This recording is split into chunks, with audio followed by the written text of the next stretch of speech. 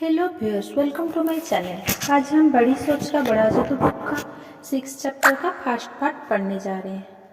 जैसा सोचेंगे वैसा बनेंगे। ज़्यादातर लोगों का व्यवहार उलझन भरा होता है। क्या आपने कभी सोचा कि कोई सेल्समैन एक ग्राहक को इज्जत क्यों देता है जबकि वो दूसरे ग्राहक को नज़रअंदाज कर देता है? कोई आदमी एक महिला के लिए दरवाज़ा क्यों खोल देता है जबकि दूसरी महिला के लिए नहीं खोलता?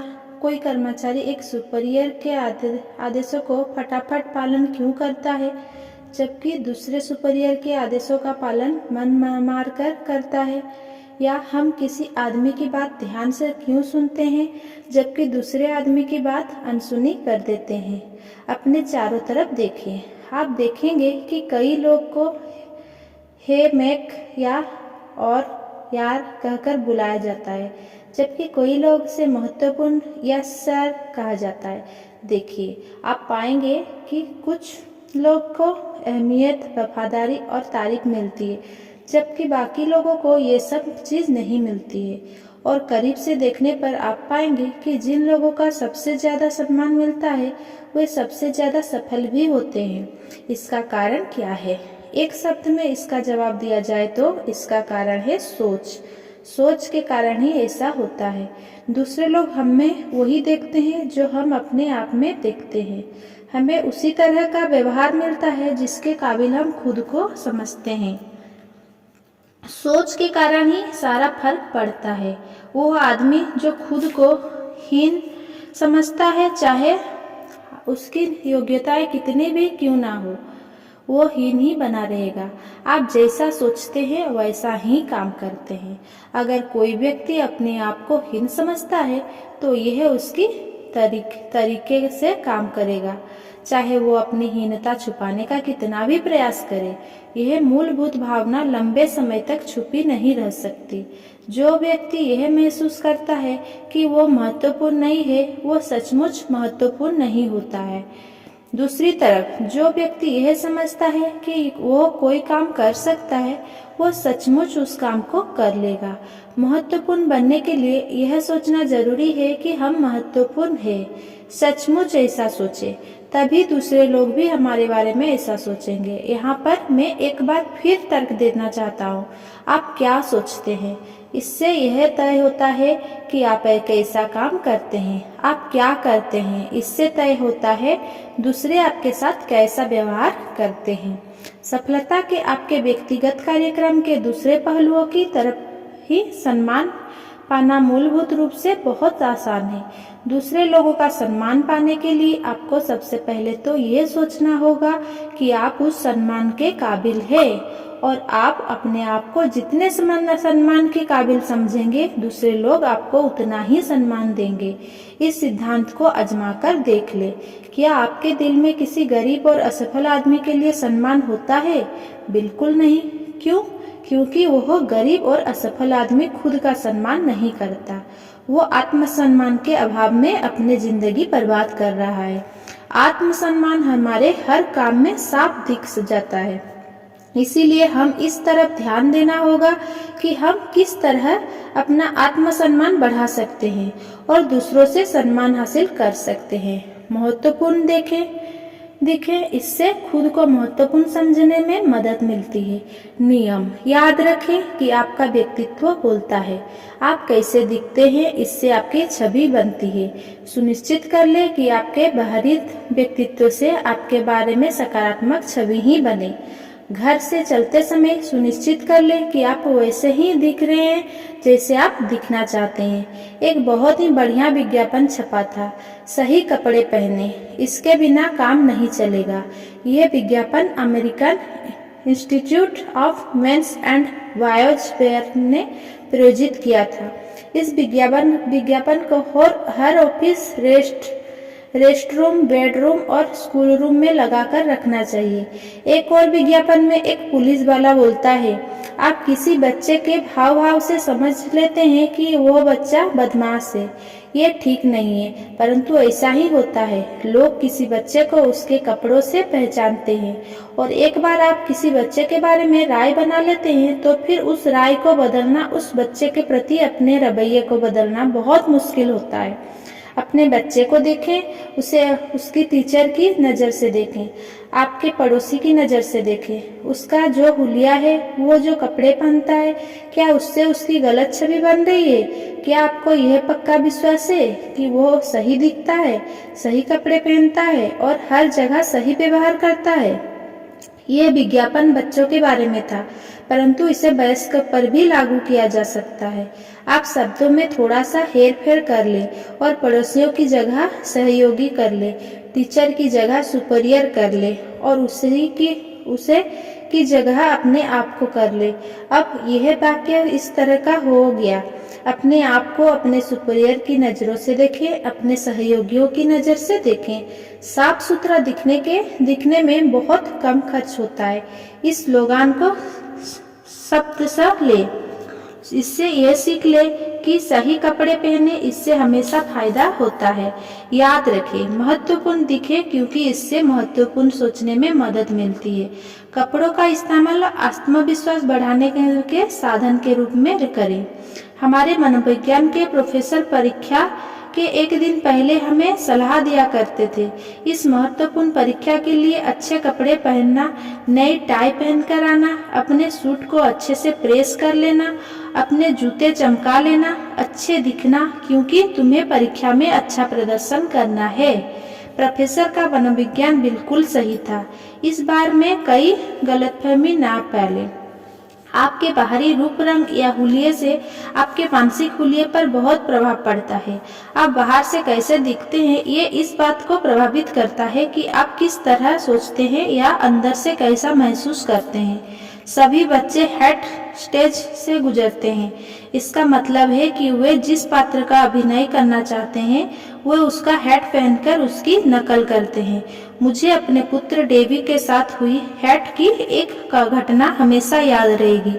एक दिन वो अड़ गया कि उसे लोन रेंजर ही बनना है, परंतु उसके पास लोन रेंजर का हैट नहीं था। मैंने उसे समझाने की बहुत कोशिश की कि वो दूसरा हैट पहनकर लोन रेंजर बन जाए, परंतु उसने आपत्ति की।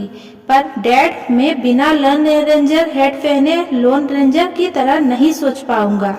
मैंने आखिरकार हार मान ली और उसे उसका मनचाहा हैट खरीद कर दे दिया और हैट पहनने के बाद वो सचमुच लोन रेंजर बन गया।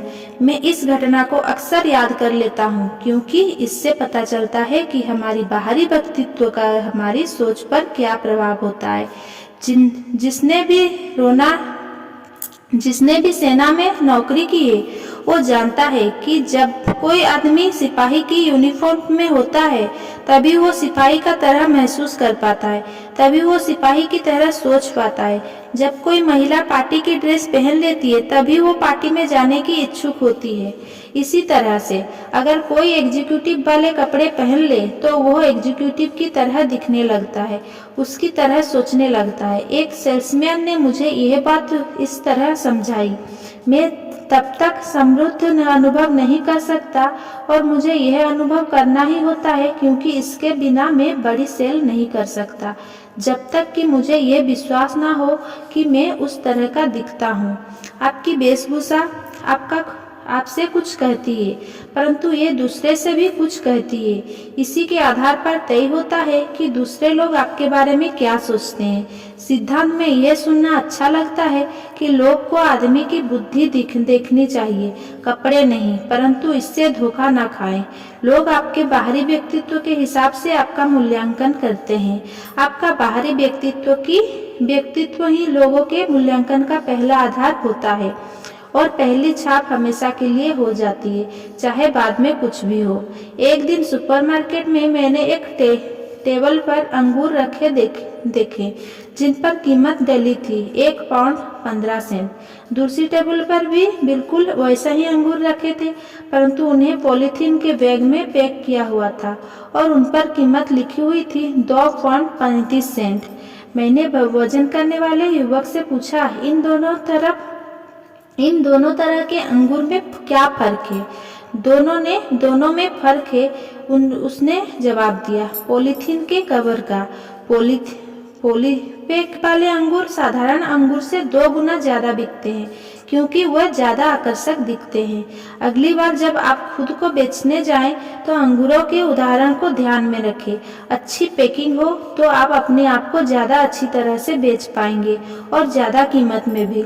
इससे हमें यह शिक्षा मिलती है कि आपकी पैकिंग जितनी अच्छी होगी आपको उतना ही जनता ज़्यादा पसंद करेंगे।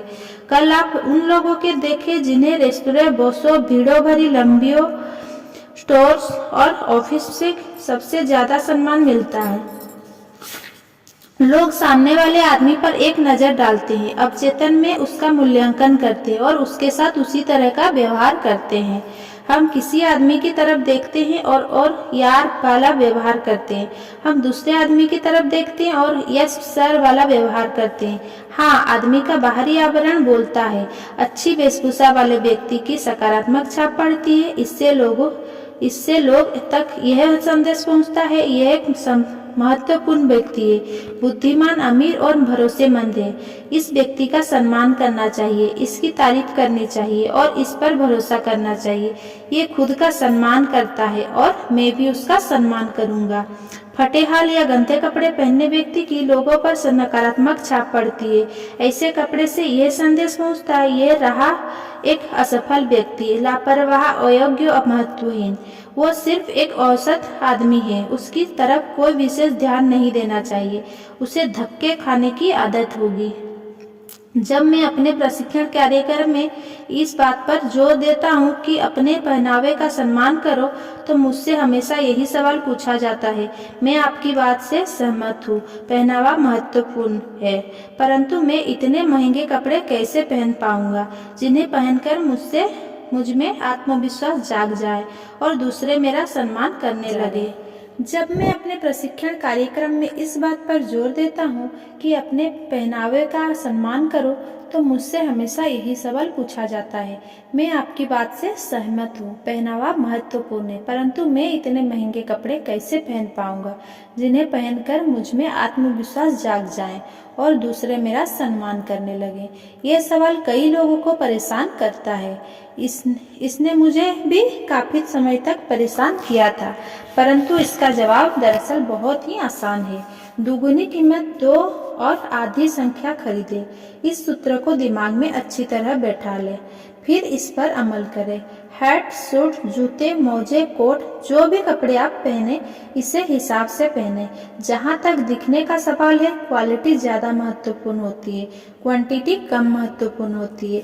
जब आप इस सिद्धांत पर अमल करेंगे तो पाएंगे कि न सिर्फ इससे आपकी नज़रों में आपका सम्मान बढ़ेगा, बल्कि दूसरे लोगों की नज़रों में भी आपका सम्मान कई गुना बढ़ जाएगा और आप पाएंगे कि ज़्यादा महंगे कपड़े पहनने के बाद भी आप फायदे में रहे, क्योंकि आपके कपड़े ज़्यादा समय तक चलेंगे, क्योंकि वे सस्ते कपड़ों से ज़्यादा टिकाऊ होते हैं और जब तक वे चलेंगे तब तक उनकी क्वालिटी बनी रहेगी। जो आप खरीदेंगे वो ज़्यादा समय तक फैशन में बना रहेगा। अच्छे कपड़े हमेशा फैशन में बने रहते हैं। आपको अच्छी सलाह मिलेगी। जो दुकानदार $200 का सूट बेचता है, वो $100 का सूट बेचने वाले दुकानदार के बजाय सही कपड़ा चुनने में आपकी ज़्यादा मदद करेगा।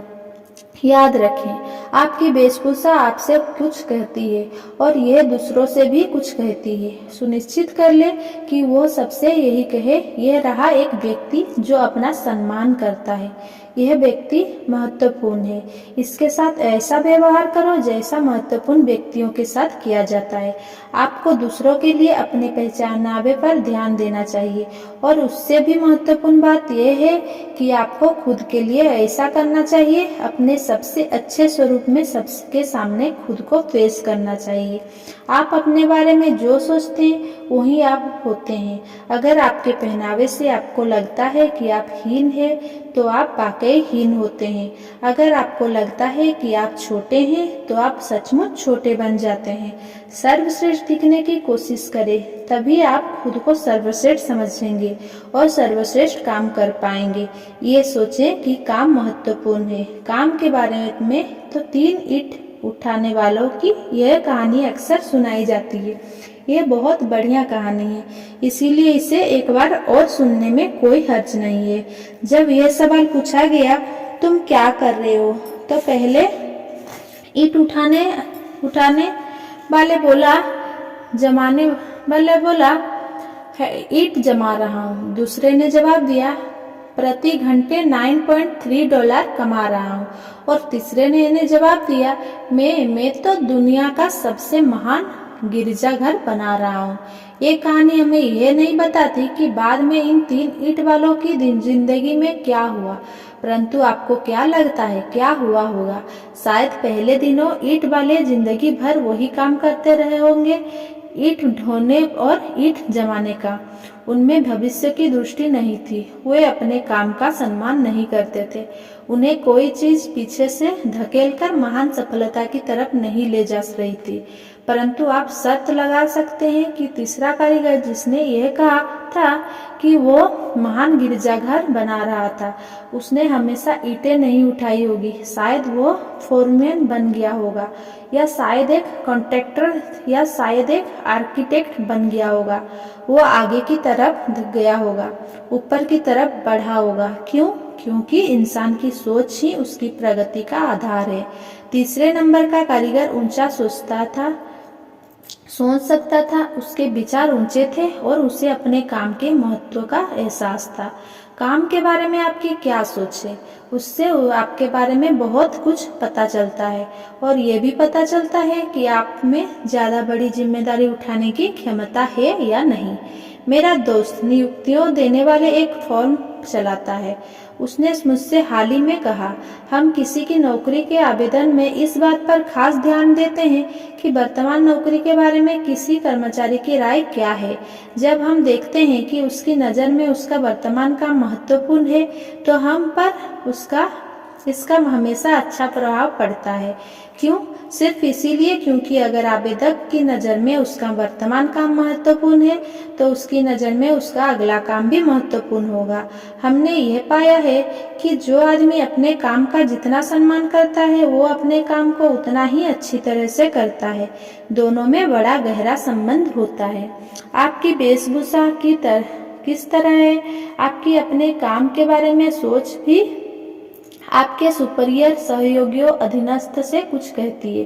दरअसल आपके संपर्क में आने वाले हर व्यक्ति से कुछ न कुछ कहती है।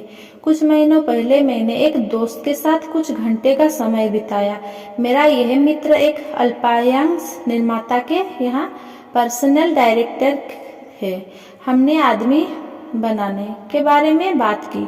उसने अपना पर्सनल ऑडिट सिस्टम मुझे समझाया और कहा कि उसने इससे बहुत सीखा है। हमारे यहाँ 800 लोगों का गैर उत्पादक स्टाफ है। हमारे पर्सनल ऑडिट सिस्टम में मैं अपने एक सहयोगी के साथ हर 6 महीने में अपने हर कर्मचारी का इंटरव्यू लेता हूँ। हमारा लक्ष्य सीधा सा है, हम जानना चाहते हैं कि हम उसके काम में उसकी क्या मदद कर सकते हैं। हम सोचते हैं कि यह एक अच्छी परंपरा है, क्योंकि हमारे यहाँ काम करने वाला हर व्यक्ति हमारे लिए महत्वपूर्ण है, वरना वो हमारे यहाँ काम नहीं कर रहा होता। हम कर्मचारियों से सीधे सवाल नहीं पूछते हैं, इसके बजाय हम उन्हें प्रोत्साहित करते हैं कि वे जो कहना चाहते हैं कहें। हम उनके सच्चे विचार सुनना चाहते हैं। हर इंटरव्यू के बाद हम उनसे उनके काम के बारे में उनके रवैये का मूल्यांकन कई बिंदुओं पर करते हैं। मैंने इससे यह सीखा, उसने आगे कहा, हमारे कर्मचारी ए ग्रुप या बी ग्रुप में से किसी एक ग्रुप में फिट होते हैं और उनके किसी ग्रुप में फिट होने का आधार होता है अपने काम के बारे में उनका रवैया। बी ग्रुप के लोग मुख्य तौर पर सुरक्षा, कंपनी की रिटायरमेंट योजनाएं, मेडिकल लीव की नीतियाँ, छुट्टी के समय बीमा योजना में सुधार और ओवरटाइम के बारे में बात करते हैं। वे यह जानना चाहते हैं कि किस तरह उन्हें पिछले मार्च में ओवरटाइम दिया गया था। क्या इस बार भी मार्च में उन्हें ओवरटाइम दिया जाएगा? वे अपनी नौकरी की मुश्किलों के बारे में भी काफी बातें करते हैं। वे हमें विस्तार से बताते हैं कि उन्हें अपनी साथी कर्मचारियों की कौन सी बातें या आदतें पसंद नहीं है। कुल मिलाकर बी ग्रुप के लोगों और इस ग्रुप में हमारे गैर उत्पादक स्टाफ के लगभग 80% कर्मचारी आते हैं, अपनी नौकरियों को आवश्यक बुराई समझते हैं। अपनी नौकरी के बारे में एक ग्रुप के व्यक्ति का नजरिया बिल्कुल अलग होता है। वो अपने भविष्य के बारे में चिंतित होता है और हमें सुझाव देता है कि वो किस तरह अपने काम को और बेहतर तरीके से कर सकता है। वह हमसे किसी और बात की उम्मीद नहीं करता, वो हमसे सिर्फ अवसर चाहता है। एक ग्रुप के लोग बड़े पैमाने पर सोचते हैं, वे बिजनेस सुधारने के सुझाव देते हैं, वे मेरे ऑफिस में होने वाले इंटरव्यू को रचनात्मक और लाभदायक समझते हैं। जबकि बी ग्रुप के लोग मानते हैं कि इंटरव्यू या हमारा पर्सनल ऑडिट सिस्टम एक ब्रेन वॉशिंग अभियान है और इससे जैसे तैसे छुटकारा पाकर वे खुश होते हैं। किसी के रवैये का उसकी सफलता से क्या संबंध है, ये देखने का तरीका हमारे पास है। कर्मचारियों को प्रमोशन देना, उनकी तनख्वाह बढ़ाना और बाकी खास लाभ देने की जितनी भी सिफारिश होती है वे सब मेरे पास आती है। हमेशा यही देखने में आया है कि लाभ देने की सिफारिश ए ग्रुप के लोगों के लिए की जाती है और हमेशा यही देखने में आया है कि जितनी भी समस्याएं होती है वे बी ग्रुप के लोगों की तरफ से आती है। मेरे काम में सबसे बड़ी चुनौती यह है, उसने कहा, कि बी ग्रुप के लोगों को किस तरह प्रेरित किया जाए और उनकी किस तरह मदद की जाए कि बी ग्रुप से ए ग्रुप में आ जाए। ये आसान नहीं है, क्योंकि जब तक व्यक्ति खुद अपनी नौकरी को महत्वपूर्ण नहीं समझे और अपने काम के बारे में सकारात्मक विचार नहीं रखे, तब तक उसकी कोई मदद नहीं की जा सकती। ये इस बात का प्रत्यक्ष प्रमाण है कि आप अपने बारे में जैसा सोचते हैं आप वैसे ही होते हैं। आपकी विचार शक्ति आपको वैसा ही बना देता है। यह सोचें कि आप कमजोर हैं, यह सोचें कि आप में योग्यता कम है, यह सोचें कि आप असफल हो जाएंगे, यह सोचें कि आप सेकंड क्लास हैं।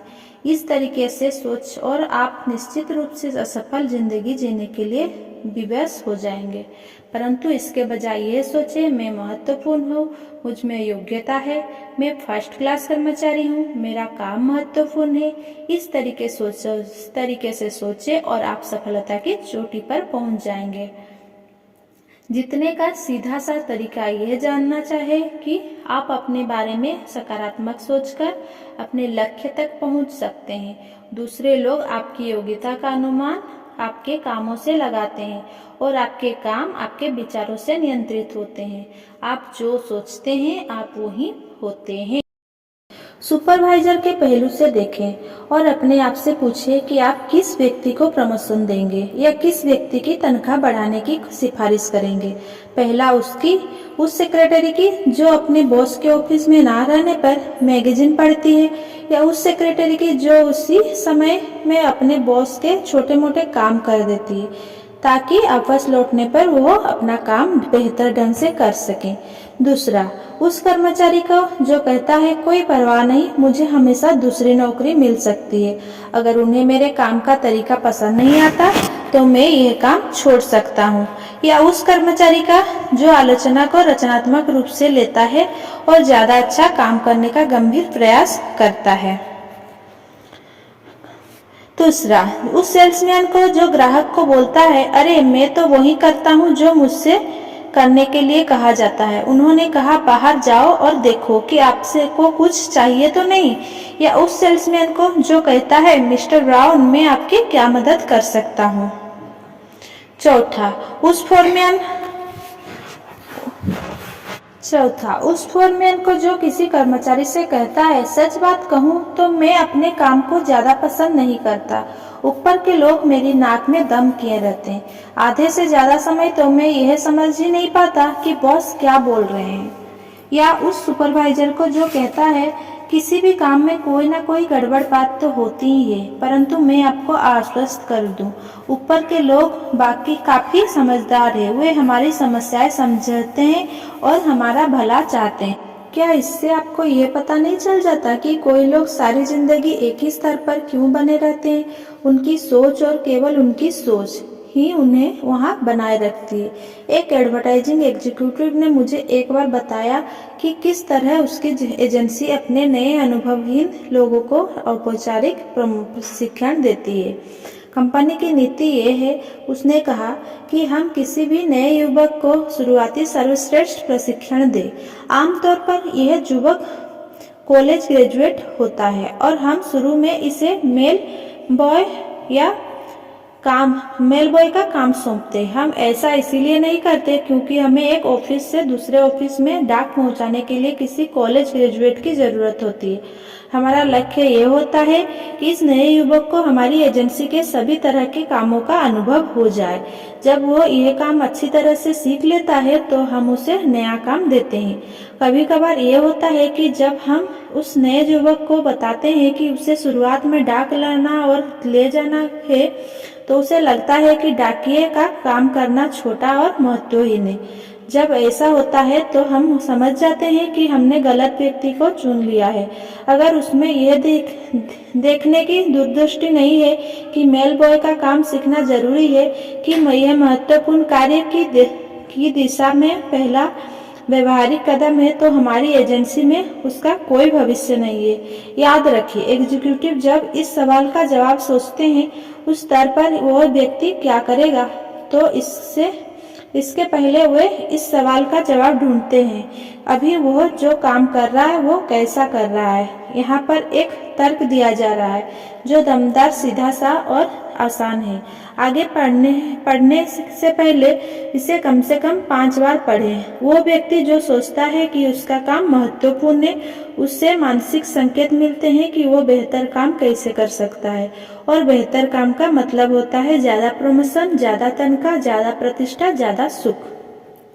हम सभी ने देखा होगा कि बच्चे किस तरह जल्दी से अपने माता पिता के रवैये, आदतें, डर और रुचियों को सीख लेते हैं। चाहे भोजन की रुचि हो, व्यवहार के तरीके हो, धार्मिक और राजनैतिक विचार हो, या किसी और तरह का व्यवहार हो। बच्चा आमतौर पर अपने माँ बाप की सोच का जीता जागता प्रतिबिंब होता है। वह नकल करने सीखता है और यही वयस्कों के साथ भी होता है। लोग जिंदगी भर दूसरों की नकल करते रहते हैं। वो अपने लीडर्स और सुपरवाइजर्स की नकल करते हैं। उनके विचारों और कार्य पर इन लोगों का बहुत प्रभाव पड़ता है। आप इसे आसानी से परख सकते हैं। अपने किसी दोस्त और उसके बॉस का अध्ययन करें और यह देखें कि दोनों की सोच और कार्य में कितना समानता है। आपका दोस्त इन क्षेत्रों में अपने बॉस की नकल कर सकता है। भाषा और शब्द का चयन, सिगरेट पीने का तरीका, चेहरे के कुछ भाव और आदतें, कपड़ों का चुनाव और कार का चयन। इसके अलावा और भी बहुत सारे क्षेत्र में समानता दिखाई दे सकती है। नकल की शक्ति को देखने का एक और तरीका कर्मचारियों को रवैये और बॉस के रवैये की तुलना करना है। अगर बॉस नर्वस, तनावग्रस्त, चिंतित होगा तो उसके करीबी सहयोगी भी इसी तरह के होंगे।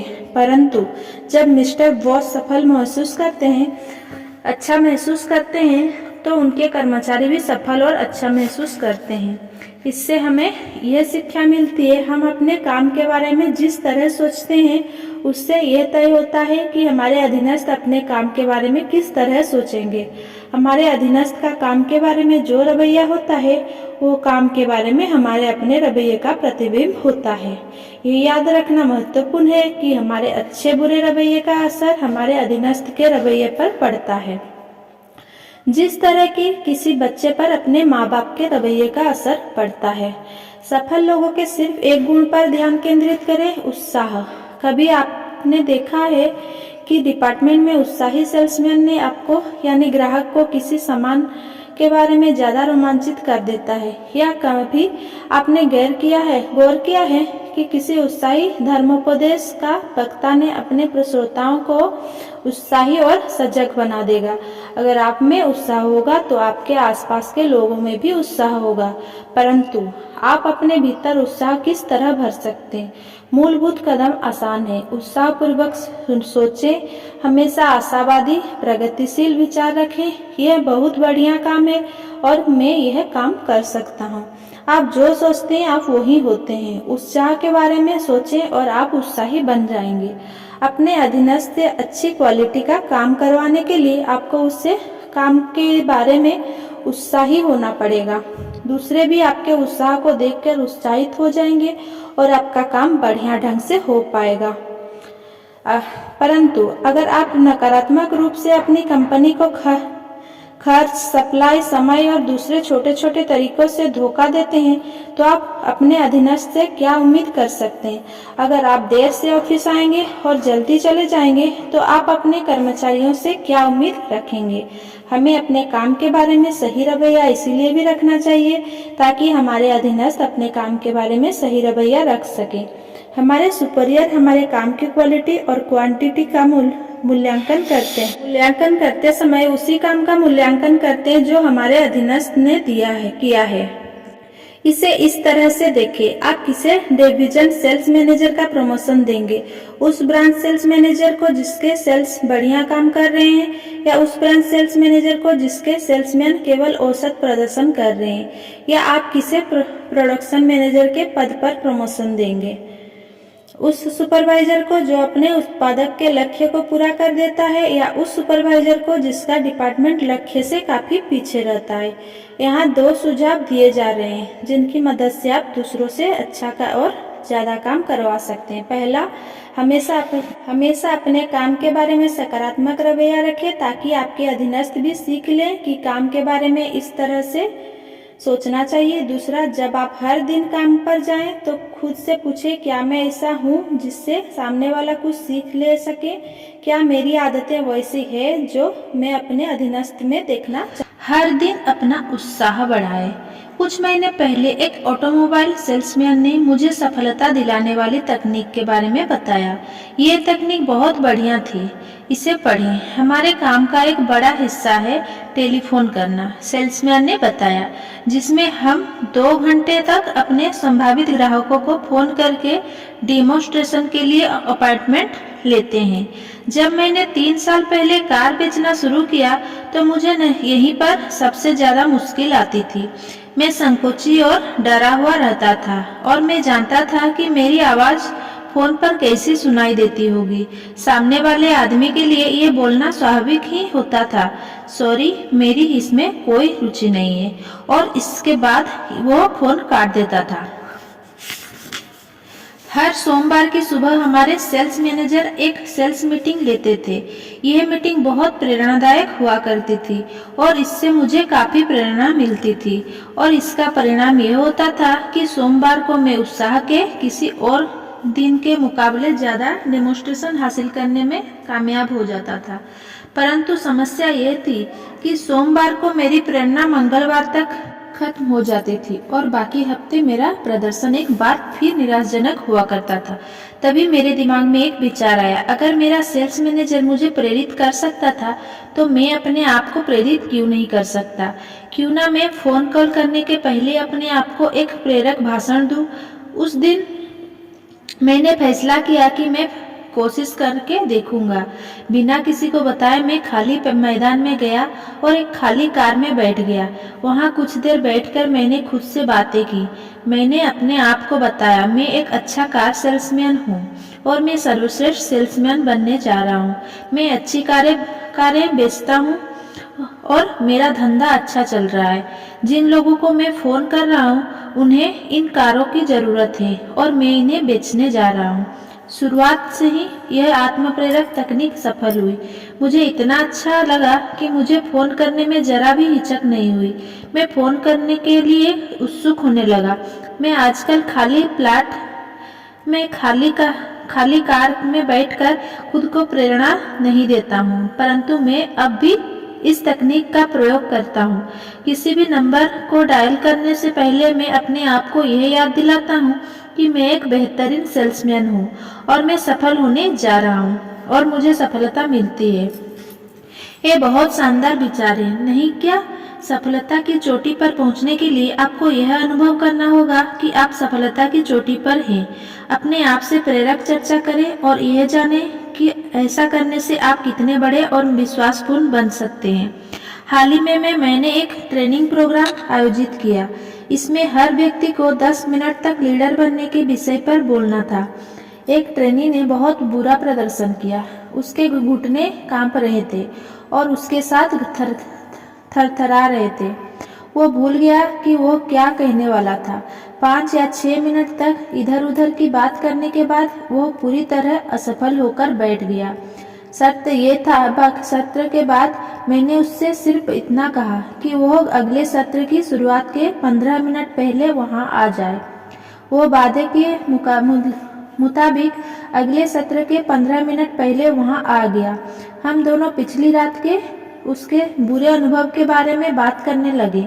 मैंने उससे पूछा कि भाषण देने के 5 मिनट पहले उसके दिमाग में किस तरह के विचार आ रहे थे। मैं बहुत डरा हुआ था। मैं जानता था कि मैं दूसरों के सामने खुद को मूर्ख साबित कर दूंगा। मैं जानता था कि मैं फ्लॉप होने वाला हूँ। मैं यह सोचता जा रहा था, लीडर बनने के बारे में मैं क्या बोल सकता हूँ। मैंने यह याद करने की कोशिश की कि मैं क्या बोलने वाला हूँ, परंतु मुझे असफल होने के अलावा और कोई बात सूझ ही नहीं रही थी। यही तो मैंने बीच में कहा, यही तो आपकी समस्या की जड़ है। बोलने के पहले ही आपने अपने आप को हरा दिया। आपने खुद को विश्वास दिला दिया कि आप असफल होने वाले हैं। फिर इसमें हैरत की क्या बात है कि आप असफल हो गए। साहस बढ़ाने के बजाय आपने डर बढ़ाने का विकल्प चुना। अब इस शाम का सत्र शुरू होने से सिर्फ 4 मिनट का समय बचा है। मैंने उससे कहा, मैं चाहता हूँ कि अब आप यह करें। अगले कुछ मिनट तक अपने आप से प्रेरणा भरी बातें करें। हाल के बाहर उस खाली कमरे में चले जाएं और खुद से कहें, मैं बहुत अच्छा भाषण देने जा रहा हूँ। मैं अपनी बात सच्चे दिल से कहूँगा और लोग पूरा मन लगाकर सुनेंगे।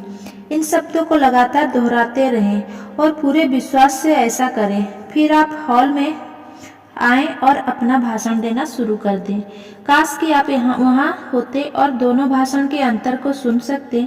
उस छोटी सी खुद की दी गई प्रेरणादायक चर्चा का असर यह हुआ कि वो बहुत बढ़िया भाषण देने के कामयाब हुए। संदेश: प्रेरणादायक आत्मसम्मान, आत्म प्रशंसा का अभ्यास करें।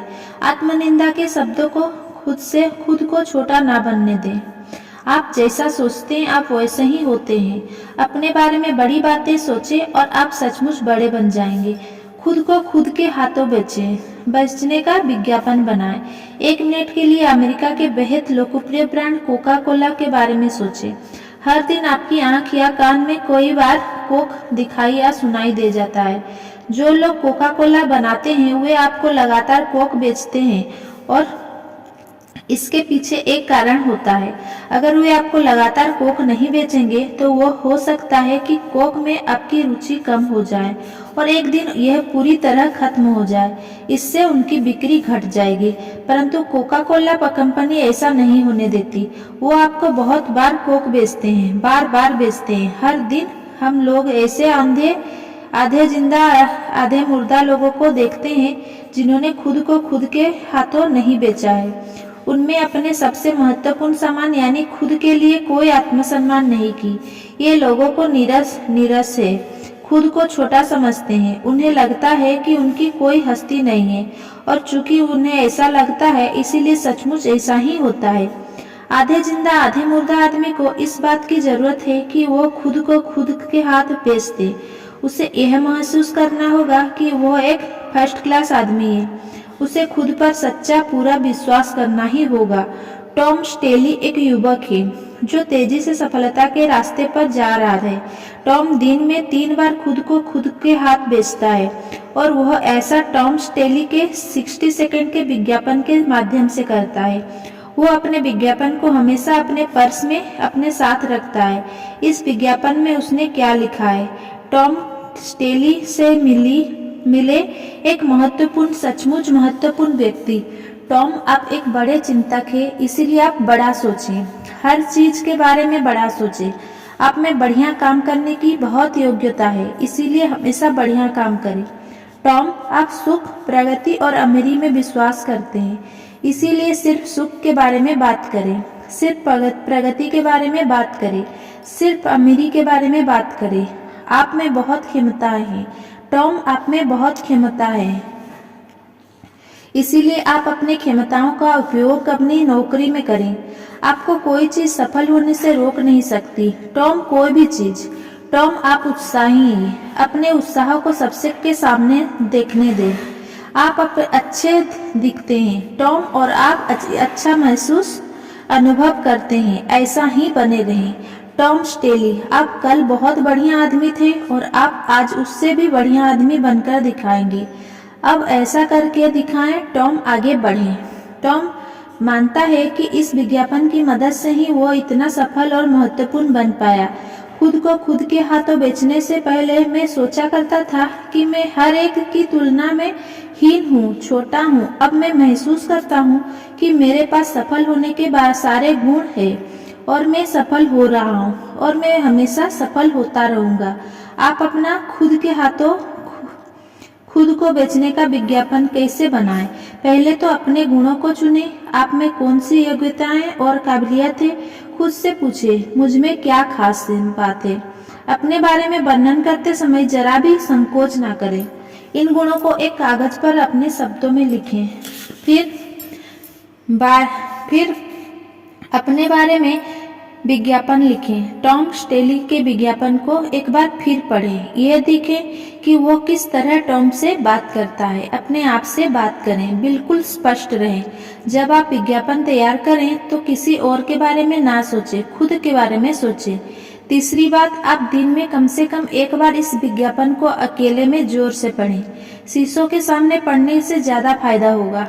इसे पढ़ते समय शारीरिक गतिविधियों की भी मदद लें। अपने विज्ञापन को दृढ़ निश्चय के साथ पढ़ें। इसे पढ़ते समय अपने शरीर में सख्त रक्त का प्रवाह तेज हो जाने दें। इसे जोश के साथ पढ़ें। चौथी बात, आप अपने विज्ञापन को हर दिन चुपचाप कई बार पढ़ें। जब भी आपको किसी परिस्थिति में साहस की जरूरत हो, इसे पढ़ें। जब भी आप खुद को निराश या असफल पाएं, इसे पढ़ें। अपने विज्ञापन को हमेशा अपने पास रखें और इसका प्रयोग करें। एक बात और, बहुत से लोग, शायद ज्यादातर लोग, सफलता की इस तकनीक को पढ़कर हंस सकते हैं।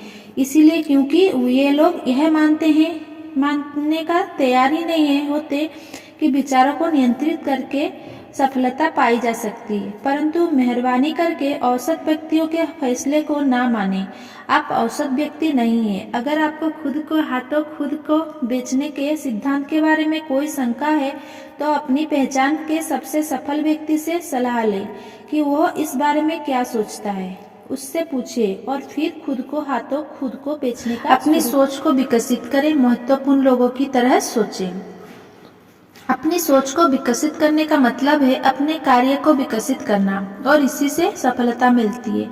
यहाँ आपको एक आसान तरीका बताया जा रहा है जिसकी मदद से आप महत्वपूर्ण लोगों की तरह सोच पाएंगे। नीचे दिए गए फॉर्म को मार्गदर्शक की तरह प्रस्तुत करें। मैं किस तरह सोचता हूँ, फिर चेक कर लिस्ट। परिस्थिति, जब मैं चिंतित होता हूँ तो मैं क्या करता हूँ? क्या कोई महत्वपूर्ण व्यक्ति इस बारे में चिंतित होगा? क्या मेरी पहचान का सबसे सफल व्यक्ति इस बात से विचलित होगा? एक विचार। परिस्थिति, अगर यह विचार किसी महत्वपूर्ण व्यक्ति के पास होता तो वह क्या करता? तीसरा, मेरा पहनावा, क्या मैं ऐसा दिखता हूँ जिसके पास अधिकतम आत्मसम्मान है? मेरी भाषा, क्या मैं सफल लोगों की भाषा बोलता हूँ जो मैं पढ़ता हूँ? क्या महत्वपूर्ण व्यक्ति इसे पढ़ते हैं? चर्चा, क्या सफल लोग ऐसी चर्चा करते हैं? जब मैं गुस्सा होता हूँ, क्या कोई महत्वपूर्ण व्यक्ति इस बात पर गुस्सा होता है? मेरे मजाक, क्या महत्वपूर्ण व्यक्ति इस तरह के मजाक करते हैं? मेरी नौकरी, महत्वपूर्ण व्यक्ति अपनी नौकरी के बारे में दूसरों को किस तरह बताते हैं? अपने दिमाग में यह सवाल जमकर बिठा ले, क्या महत्वपूर्ण व्यक्ति इसी तरीके से काम करता है? ज्यादा सफल बनने के लिए इस सवाल का उपयोग करें। संक्षेप में याद रखें, महत्वपूर्ण दिखें, इससे आपको महत्वपूर्ण सोचने में मदद मिलती है। आपकी वेशभूषा आपसे कुछ कहती है। सुनिश्चित कर लें कि यह आपके आत्मविश्वास और हौसले को बढ़ाएं। आपकी वेशभूषा सामने वाले से भी कुछ कहती है। सुनिश्चित कर लें कि यह सबसे कहे, यह रहा एक महत्वपूर्ण व्यक्ति, बुद्धिमान, अमीर और भरोसेमंद। दूसरा, यह सोचे कि आपका काम महत्वपूर्ण है। इस तरीके से सोचे और आपको ऐसा मानसिक संकेत मिलने लगेंगे। कि आप अपने काम को किस तरह बेहतर ढंग से कर सकते हैं। सोचें कि आपका काम महत्वपूर्ण है और आपके अधीनस्थ भी सोचने लगेंगे कि उनका काम महत्वपूर्ण है। हर दिन कई बार अपने आप से प्रेरणादायक बात करें। खुद के हाथों खुद को बेचने का विज्ञापन बनाएं। हर मौके पर खुद को याद दिलाएं कि आप एक फर्स्ट क्लास इंसान हैं। जिंदगी की हर परिस्थिति में खुद से पूछें, क्या महत्वपूर्ण व्यक्ति इसी तरह से सोचते हैं? फिर जवाब के हिसाब से काम करें। Thank you.